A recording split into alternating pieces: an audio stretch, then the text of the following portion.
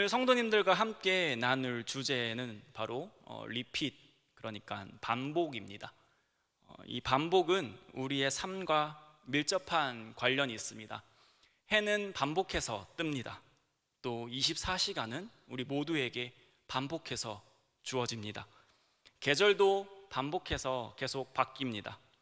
이후 말씀을 통해 나누겠지만 이 우리의 삶과 밀접한 이 반복이 우리에게는 때로는 고통이 되기도 하고 또 이루 말할 수 없는 큰 은혜가 되기도 합니다. 반복이라는 주제로 우리의 연약함과 또 하나님의 선하심, 그리고 반복되는 일상 속에서 우리가 어떻게 살아가야 할지에 대해서 말씀을 통해 우리 함께 나누는 귀한 시간 되기를 간절히 소망합니다. 첫 번째 반복은 죄의 반복입니다. 오늘 우리가 함께 읽은 본문은 이 두 번째 사사인 에훗에 관한 내용이었습니다. 그러나 오늘 함께 나누고자 하는 것은 이 특정 사사에 대한 것이 아니라 사사기 전체에 관한 내용을 나누고자 합니다. 이 사사기를 읽어보셔서 아시겠지만 사사기를 읽다 보면 그 내용이 계속해서 반복되는 것을 아마 느끼실 것입니다. 근데 실제 느낌만 아니라 사사기는 이 비슷한 내용이 계속해서 반복됩니다. 오늘 함께 읽은 말씀 12절을 우리 다시 한 번 더 보길 원하는데요, 이 12절 앞부분을 보시면 이렇게 말씀하고 있습니다. 이스라엘 자손이 또 여호와의 목전에 악을 행하니라, 이렇게 말씀하고 있습니다. 이 부분을 이 바로 위의 내용, 그러니까 첫 번째 사사 온니엘이 등장했던 3장 7절 앞부분을 한번 보겠습니다. 이스라엘 자손이 여호와의 목전에 악을 행하여. 이 두 말씀이 혹시 비슷하게 느껴지지 않으십니까? 네, 비슷한 걸 넘어서 또라는 것 빼고는 거의 똑같음을 우리가 볼 수가 있습니다. 이 7절에도 이스라엘 자손이 여호와의 목전에 악을 행하였다라고 말씀하고 있고, 이 12절에도 이스라엘 자손이 또 여호와의 목전에 악을 행하니라 라고 말씀하고 있습니다. 그러니까 이 이스라엘 백성이 하나님 앞에 반복적으로 악을 행했다라고 말씀하고 있는 것입니다. 이 두 부분뿐만 아니라 살펴보면 이 반복되는 것이 사사기 4장 1절에도 나오고 6장 1절에도 나오고 10장 6절에도 나오고 13장 1절에도 이스라엘 자손이 또 여호와의 목전에 악을 행하며, 이렇게 똑같은 구절이 나오는 것을 우리가 알 수 있습니다. 계속해서 반복되는 부분을 한번 찾아보겠습니다. 전부 다 찾아보기에는 이 시간이 많이 소모되니까 우리 첫 번째 사사 온니엘과 두 번째 사사 에훗만 한번 비교해서 보겠습니다. 이 이스라엘 백성들이 여호와의 목전에서 악을 행하자 하나님이 행하시는 것은 바로 이것입니다. 우리 8절 한번 말씀을 보겠습니다. 8절을 보니 여호와께서 이스라엘에게 진노하사 그들을 메소보다미아 왕 구산 리사다임의 손에 파셨으므로 이스라엘 자손이 구산 리사다임을 8년 동안 섬겼더니 라고 말씀하고 있습니다. 이와 비슷한 구절로 12절 하반절과 14절을 보시면 여호와께서 모압 왕 에글론을 강성하게 하사 그들을 대적하게 하심에 이에 이스라엘 자손이 모압 왕 에글론을 18해 동안 섬기니라, 이렇게 말씀하고 있습니다. 그러니까 이스라엘 백성들이 이 여호와의 목전에서 악을 행하자 하나님께서 행하시는 것은 어떤 이방 민족들을 강성하게 하셔서 그들을 통하여 이스라엘을 치십니다. 그리고 이스라엘은 짧게는 몇 년, 길게는 몇십 년을 이 하나님을 모르는 이방 민족의 왕을 섬기는 그런 처참한 신세에 이르게 됩니다. 이 비참한 신세에 처하게 된 이스라엘은 9절 상반절에 보시면 이스라엘 자손이 여호와께 부르짖음에 라고 반응합니다. 똑같이 15절에 보시면 이스라엘 자손이 여호와께 부르짖음에 라고 반복되는 내용이 나옵니다. 이스라엘 자손이 하나님께 그 크나큰 징계를 받아서 고통스럽자 하나님께 부르짖으니 하나님은 이렇게 반응을 하십니다. 이 9절 말씀입니다. 여호와께서 이스라엘 자손을 위하여 한 구원자를 세워 그들을 구원하게 하시니 그는 곧 갈렙의 아우 그나스의 아들 온니엘이라. 똑같이 또 15절에 보시면 여호와께서 그들을 위하여 한 구원자를 세우셨으니 그는 곧 베냐민 사람 게라의 아들 왼손잡이 에훗이라.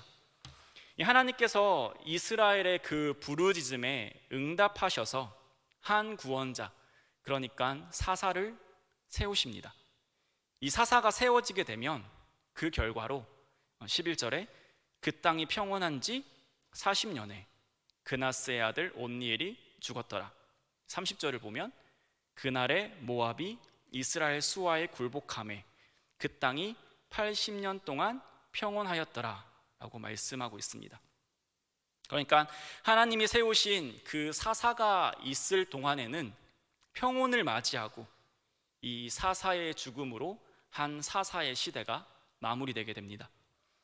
그래서 사사기 전체에 반복되는 내용을 정리하면 이렇습니다. 이스라엘 백성들이 하나님 앞에 죄를 짓습니다. 그러면 하나님께서 이 이스라엘 백성들에게 다른 민족들을, 이방 민족들을 통하여서 벌을 내리십니다. 그 벌이 너무 가중하다 보니까 이스라엘 백성들은 하나님께 부르짖게 됩니다. 하나님은 이스라엘 백성들의 그 부르짖음을 들으시고 사사를 세우시고 또 사사를 통해 이스라엘 백성을 구원하십니다. 그리고 또 평온하니까 죄를 짓습니다. 이 사사기의 내용은 이 내용이 계속해서 반복적으로 일어납니다. 우리는 참 감사하게도 성경을 볼 수가 있습니다. 우리가 100년 뒤에 대한민국의 대통령이 누군지, 또 인간의 기술력이 얼마나 발전할지 우리는 도무지 알 방법이 없습니다. 이 사사기 시대를 살아가는 이 이스라엘 백성들은 우리처럼 사사시대 전체를 바라볼 수가 없습니다. 그들은 그냥 그날그날을 살아갈 뿐입니다. 그렇기에 사사시대를 살아갔던 이 이스라엘 백성들은 이런 그들의 반복되는 죄악들을 바라볼 수 있는 시선이 없습니다. 모를 수밖에 없습니다. 우리는 하나님의 은혜로 이 성경을 통하여서 이스라엘 백성들의 그 사사시대 전체를 바라볼 수가 있습니다. 그리고 이 당시에 이스라엘을 바라보면서 우리는 그들이 얼마나 어리석은지를 알게 됩니다. 그들이 왜 어리석냐면 하나님은 분명 이스라엘 백성과 약속하셨기 때문입니다. 그리심산에서 축복하셨고 또 에발산에서 저주를 하셨습니다. 하나님께 순종하면 복을 받고 하나님께 불순종하면 저주를 받음을 분명히 선포하셨습니다. 그리고 모세가 죽기 직전까지 이 이스라엘 백성들에게 율법을 가르치고 또 율법을 선포하면서 하나님의 말씀에 순종하면 너희들이 복을 받고 이처럼 살아가겠지만 그렇지 않으면 하나님이 너희들을 징계하실 것이다 라고 또 선포하였습니다. 하나님께서 일방적으로 선포하셨기 때문에 이스라엘 백성들이 동의 안 했기 때문에 이건 억울한 것 아닌가라고 생각할 수 있겠지만 그 선포를 들은 이스라엘 백성들도 아멘하며 화답하며 하나님의 그 말씀을 지켜 행할 것임을 분명히 약속하였습니다. 사사시대 바로 전인 이 여호수아가 정복 전쟁을 하고 여호수아가 죽기 전에도 이와 같은 일이 일어났습니다. 여호수아 24장 20절에 보면 만일 너희가 여호와를 버리고 이방 신들을 섬기면 너희에게 복을 내리신 후에라도 돌이켜 너희에게 재앙을 내리시고 너희를 멸하시리라 하니, 이렇게 하자 이스라엘 백성이 이렇게 대답을 합니다. 백성이 여호수아에게 말하되 아니니이다 우리가 여호와를 섬기겠나이다 하는지라. 그러니까 이스라엘 백성들은 분명히 하나님과 약속했습니다. 그렇기에 참 이들이 어리석은 것입니다. 그들이 하나님을 정말로 믿었다면 이 하나님과 했던 그 약속, 그것을 잘 지키는 것이, 또 순종하는 것이 복받는 길임을 잘 알고 있었다면 이들의 행동이 너무나도 어리석기 때문입니다. 떠먹여줘도 못 먹는 어리석음밖에 표현할 방법이 없는 것 같습니다. 하나님께 복받으며 사는 길이 무엇인지 명확한데도 불구하고 이 복을 받기는커녕 벌 받는 이스라엘 백성들의 모습은 정말 이상하기까지 합니다. 어쨌든 그들은 하나님의 약속을 어겼고 하나님께서 주시는 벌을 받았습니다. 여기서 그들은 또 어리석습니다. 물론 이스라엘 백성을 넓은 이해심을 가지고서 한번 바라볼 수는 있겠습니다. 사사기 2장 10절의 말씀을 보면 여호수아가 죽자 그 뒤의 세대들은 하나님을 알지 못하고 하나님이 이스라엘 위해서 무슨 일을 하셨는지 알지 못한다라고 말씀에서 말하고 있습니다. 여기서 이 알지 못하다는 것은 이 하나님의 존재 자체를 모른다라기보다는 하나님이 어떤 분이신지, 그러니까 하나님의 말씀, 율법, 그 뜻이 무엇인지를 모른다라고 할 수 있겠습니다. 만약에 이스라엘 백성들이 하나님의 존재 자체를 몰랐다면 그들이 벌을 받을 때 하나님께 부르짖는 것이 내용상 맞지 않습니다. 그렇기에 이들이 하나님의 율법을 모르는 상태에서 이 하나님의 율법을 지켜 행하기란 힘든 불가능한 것입니다. 하나님의 말씀을 아는 것은 이 할아버지 세대나 알고 있었고 이 새로운 세대들은 전혀 말씀을 몰랐으니까 이들이 그렇게 죄 짓는 것 그럴 수도 있지 않을까라고 최대한 이해해 볼 수도 있겠습니다. 잘못했지만 몰랐으니까 처음이니까 하고 이해할 수 있을지도 모르겠습니다. 그러나 그것이 2번이 되고 3번이 되고 4번 반복된다면 이야기가 달라집니다. 그들은 그 반복되는 사사기 시대 전체를 거쳐서 반복되는 그 역사 속에서 깨달아야 했습니다. 그들의 할아버지가 고통받는 것을 보면서 할아버지뿐만이 아니라 아버지가 또 고통받는 것을 보면서 아버지뿐만이 아니라 자신의 세대에서도 또 이방 민족들에게 고통받는 것을 보면서 그 하나님의 벌을 경험하면서 그들은 무엇이 잘못됐는지를 생각해야 했고 알아야 했습니다. 하나님을 알지 못한 채로 있는 것이 아니라 하나님께서 누구신가를 알아야 했습니다. 하나님의 율법을 다시 찾아야 했습니다. 그래서 하나님이 어떤 분이신지를 알고 자신들에게 어떤 은혜를 베푸셨는지 깨닫고 빨리 하나님께로 돌이켜야 했습니다. 그러나 그들은 어리석게도 이 사사시대가 끝나는 그 순간까지 이것을 반복하였습니다. 우리 사랑하는 성도님, 우리는 사사시대 전체를 조망할 수 있는 은혜를 가지고 있습니다. 근데 이런 은혜를 가지고서 그냥 이스라엘 백성들을 바라보면서 그저 어리석구나 라고 넘어가서는 안 되겠습니다. 그들의 어리석음을 보면서 이들의 모습이 곧 우리와 다를 바가 없구나라는 것을 깨달을 수 있는 하나님의 은혜가 우리에게 있기를 소망합니다. 이들의 어리석고 안타까운 모습을 보면서 내가 이리도 어리석고 안타까운 존재임을 깨달아야겠습니다. 이 사사시대 전체를 쭉 열거한 것처럼 우리의 삶을 쭉 펼쳐놓으면 과연 어떨까요? 어떤 학교를 졸업하였고 얼마만큼의 재산을 축적하였고 등등 하나님께서 관심 없어 하는 부분들은 다 빼버리고 하나님이 관심 있어 하시는 그 우리의 행동만을 뽑아서 이처럼 책과 같이 만든다면 과연 우리의 모습이 이 이스라엘의 모습과 다르다고 할 수 있을까요? 예수 그리스도를 우리의 구주로 고백하고 하나님이 나의 주인이심을 고백하며 우리는 지금 살아가고 있습니다. 그러나 여전히 그 죄의 강렬한 유혹으로부터 완전히 자유롭지 못한 우리의 연약함을 참 자주 마주할 때가 많습니다. 예수님을 믿은 것이 한평생이고 교회에 출석한 것이 평생인데 여전히 이웃을 사랑하기가 너무 힘듭니다. 또 정직하게 살기가 왜 그렇게 힘든지 모르겠습니다.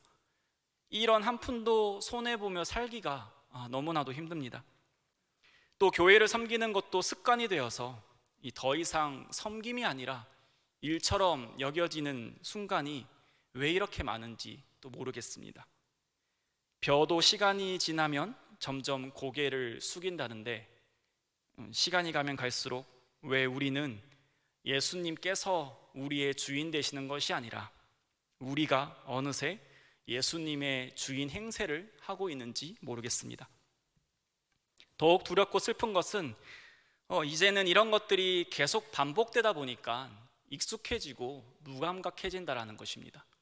거침없이 이제 죄를 짓는 우리, 반복해서 똑같은 죄를 10번, 100번, 1000번 지어도 눈 깜짝 안 하는 무감각한 모습 말입니다. 우리 사랑하는 성도님, 이스라엘 백성들은 하나님의 백성임에도 불구하고 하나님 목전에 단 한 번이 아닌 또 악을 행하였습니다.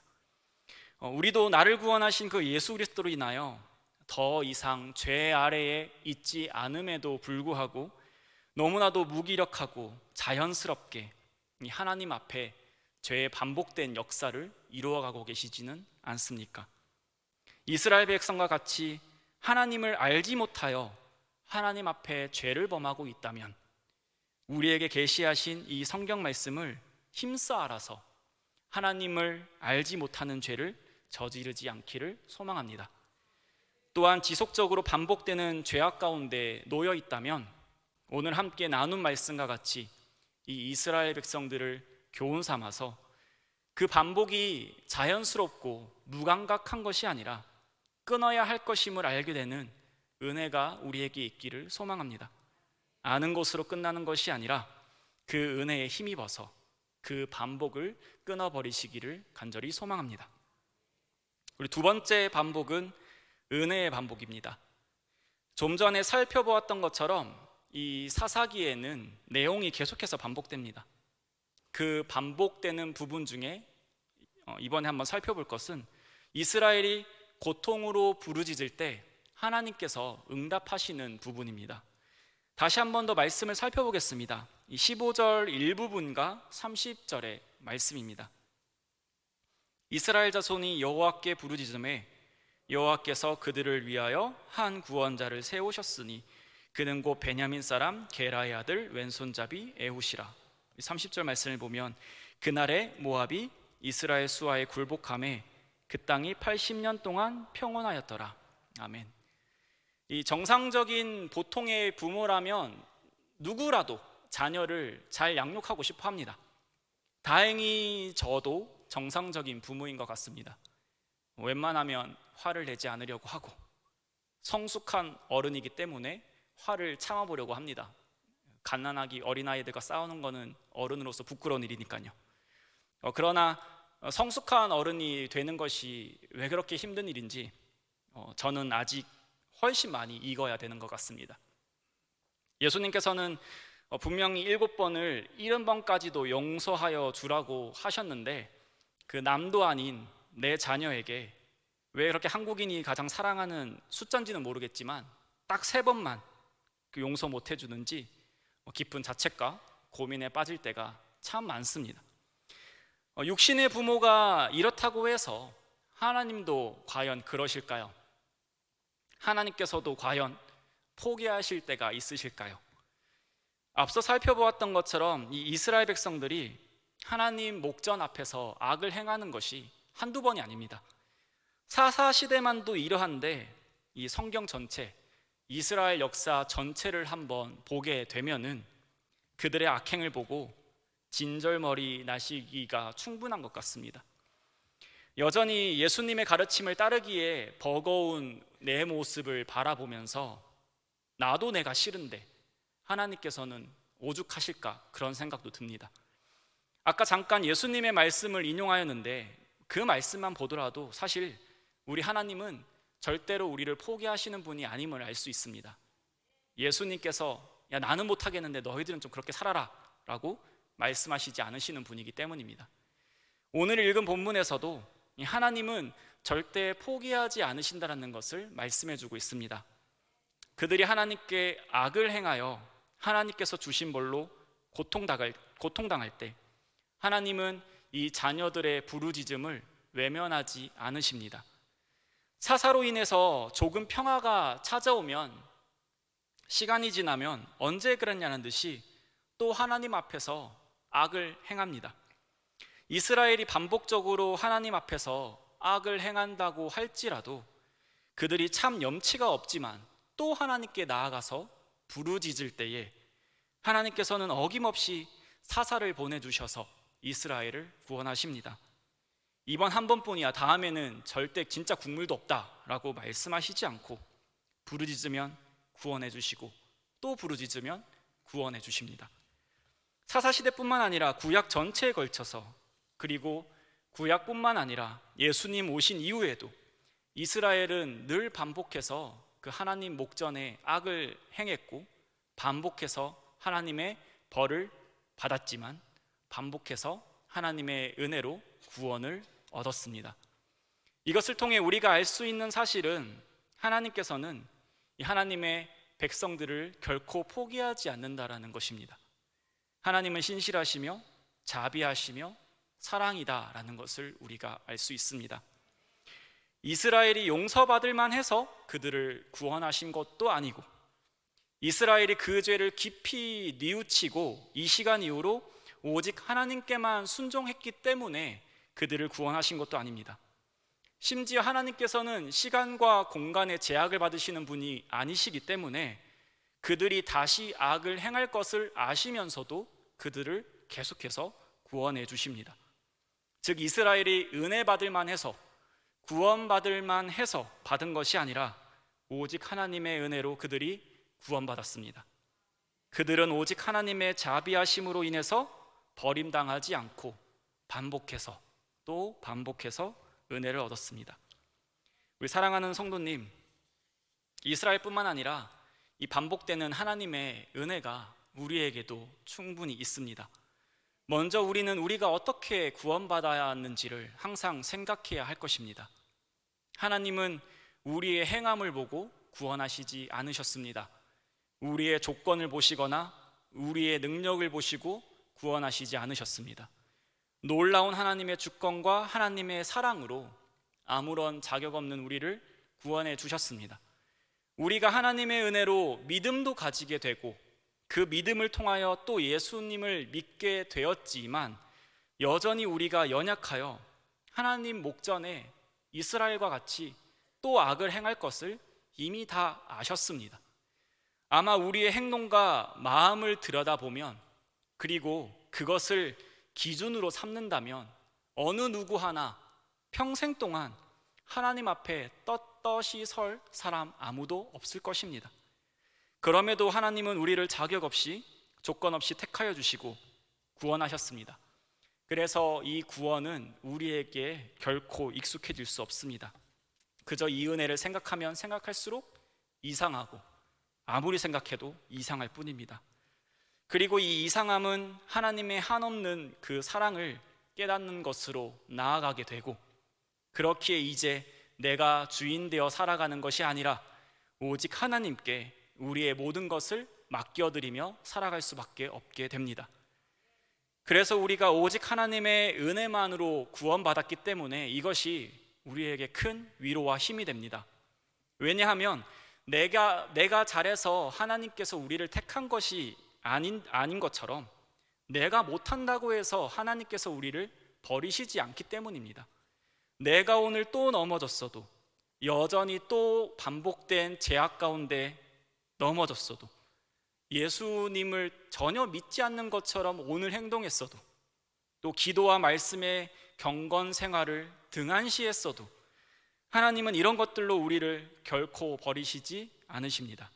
그 증거가 오늘 우리가 함께 읽은 이 말씀이며, 사사기뿐만 아니라 요한계시록에 이르기까지 결코 하나님의 백성들을 포기치 않는 그 사랑에서 하나님의 그 사랑을 보여주고 계십니다.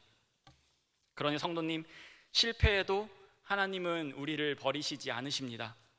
구원을 취소하시지도 않으십니다. 스스로가 혐오스러울 만큼 또 죄를 지어도 하나님은 버리시지 않으십니다. 영원의 사랑으로 우리를 사랑하십니다.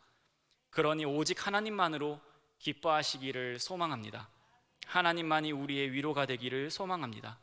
오직 하나님만이 우리의 삶의 위로가 되기를 소망합니다. 마지막은 일상입니다. 신앙생활을 하는 가운데 몹시 중요한 것은 균형입니다. 우리의 반복되는 죄악 속에서도 하나님은 태초부터 우리를 구원하시기로 하셨고 또 구원하셨으며 지금도 성화의 삶을 살도록 인도하여 주십니다. 그래서 이제 우리는 자유를 얻었습니다. 모든 생각이 악하고 모든 행동이 악한 악에 속한 자에서 이제 하나님을 알고 깨달아 선을 행할 수 있는 자유가 우리에게 주어졌습니다. 중요한 것은 이 자유는 하나님 안에서의 자유라는 것입니다. 자유와 방종을 착각해서는 안 될 것입니다. 사도 바울은 고린도전서 6장 12절에서 이와 같이 말씀하고 있습니다. 모든 것이 내게 가하나 다 유익한 것이 아니요 모든 것이 내게 가하나 내가 무엇에든지 얽매이지 아니하리라. 아멘. 우리는 모든 것을 할 수 있습니다. 그러나 모든 것을 하지 않습니다. 왜냐하면 우리의 시선이 오직 하나님께로만 향해 있기 때문입니다. 그래서 우리는 심지어 무엇을 먹든지 마시든지 하나님의 영광을 위하여 하는 자들이 되었습니다. 왜냐하면 하나님께서 우리를 너무나도 사랑하시는 것처럼 우리도 하나님을 너무나도 사랑하기 때문입니다. 그렇기에 신앙생활에 있어서 균형이 있어야 합니다. 자유와 방종 사이에서 말입니다. 이 자유와 방종 사이로 우리의 일상을 걸어가시는 우리 성도님 되시기를 소망합니다. 사사기에서 이스라엘 백성들은 이 하나님의 목전 앞에 악하다라는 평가를 받았습니다. 이스라엘 백성들은 하나님께 이런 평가를 대체 어떻게 받게 된 것일까요? 어떤 특정한 한순간을 통해서 하나님이 이런 평가를 내리시지는 않으셨습니다. 그들에게 주어진 반복된 시간들, 그 일상이 모여 한 주를 이루고 한 달을 이루고 한 해를 이루었습니다. 하나님은 어떤 특정 그 한 부분만을 놓고 너희들이 악하다라고 평하신 것이 아니라 그들의 그 일상들을 보시고 반복되는 삶을 보시고 그런 평가를 내리신 것입니다. 하나님은 이스라엘 백성들에게 결코 화려한 것을 요구하시지 않으셨습니다. 각자가 세상 가운데 1등만 해라, 성공만 해라, 대단한 업적을 이루라 라고 명령하시지 않으셨습니다. 그런 것을 못 이루면 너희들은 모든 것의 주인인 나 하나님의 백성이 될 자격이 없다라고 말씀하신 적이 분명히 없습니다. 하나님께서 원하시는 것은 일상 가운데의 순종입니다. 앞에서 나누었던 것처럼 우리는 반복해서 죄를 짓습니다. 죄를 지으면 안 되겠지만 우리가 연약한 것 또한 사실입니다. 그러면 일상 가운데 여전히 연약한 우리를 보고 깨달아야 합니다. 아, 내 인생의 주인은 내가 아니구나. 그리고 주인 되시는 하나님을 바라보고 우리에게 주신 그 자유를 가지고서 하나님께 순종해야 합니다. 하나님께서는 우리에게 반복해서 제한 없이 풍성한 은혜를 주십니다. 말씀을 통해서 하나님이 어떤 분이신지, 이 기도를 통해서 하나님의 뜻이 무엇인지 우리에게 주시는 그 은혜에 힘입어 우리는 주님께 순종해야 합니다. 사사시대를 살아간 이스라엘 백성뿐만 아니라 우리에게도 어제라는 시간이 있었고 오늘이라는 시간이 주어졌고 또 하나님께서 은혜 주신다면 내일이라는 일상도 우리에게 또 한 번 허락해 주실 것입니다.